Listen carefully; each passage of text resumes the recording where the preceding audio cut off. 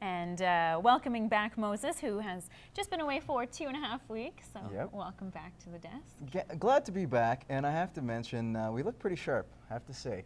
Like the combo. Yeah, it's like we planned it. Almost. Great minds think alike. I had to say back in black, so that's why I went with the all black today. But you know what? Who was also back? Several NHL players. Yes. Making their way, local guys. Day one of the Hartnell Mac Holtby Celebrity Golf Classic got underway this afternoon as they kicked everything off with a welcome barbecue. Several fans gathered at Fountain Tire to grab a bite and meet NHL players and other celebrities. It's nice the sun came out today too, and you know, we're a little iffy about the weather the last few days, so it's you know, to have a nice day like this and have everybody come out, it's been great. Okay, I'll do it this way. All the money raised from today's barbecue will go to the Lloydminster and District SPCA with a guaranteed $3,000 to help operational costs. It is so wonderful. Everything they're doing here, like for the barbecue and for the golf tournament, is all towards charity, and so it's really nice that the SPCA is getting help with that.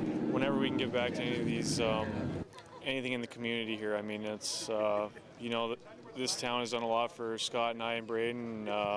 You know, to be able to come back here and have a chance to give back is, you know, it's a nice couple days for us.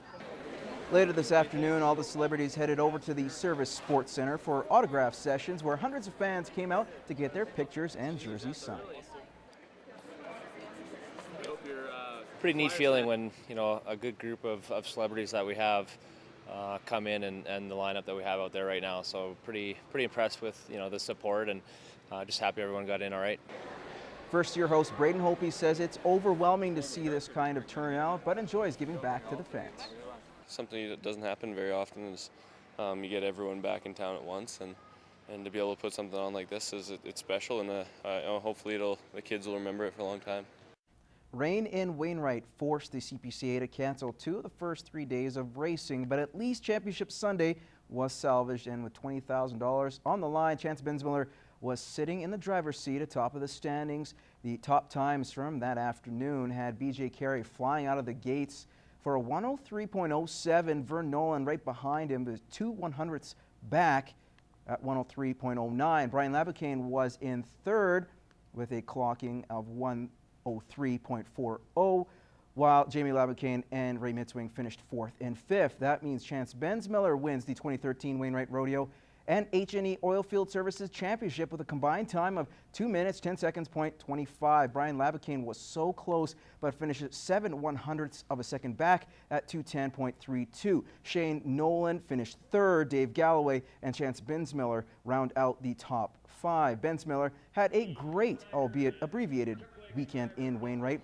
both out in the top 5, and by winning the Wainwright event, he's awarded a cool 10 grand. Brian Laboucaine was awarded $6,000 for second, and Shane Nolan took home $4,000 for third. Next week, the CPCA is in Onion Lake for 5 days of racing starting Wednesday.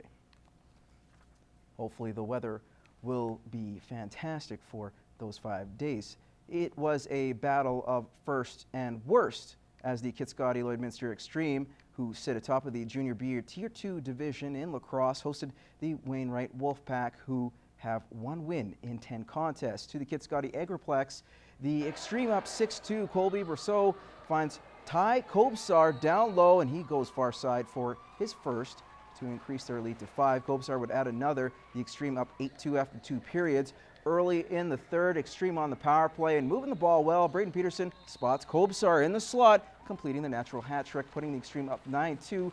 Moments later, the Extreme on the attack again. Wolfpack's Travis Lavely takes the ball, and he'd be down for a while. That brings back painful memories, doesn't it, gentlemen? He would leave and not return. The rink got very humid in the third, making the floor slippery after a few players slip and slide.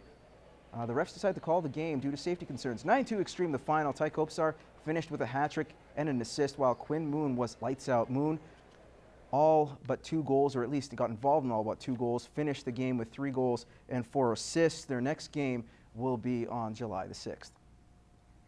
The Vandals took on the Grand Prairie Drillers over the weekend in Alberta football action. With a chance to get back to 500 on the season, but with a short bench, the Vandals had a tough outing. The Drillers hammer the Vandals 40-0.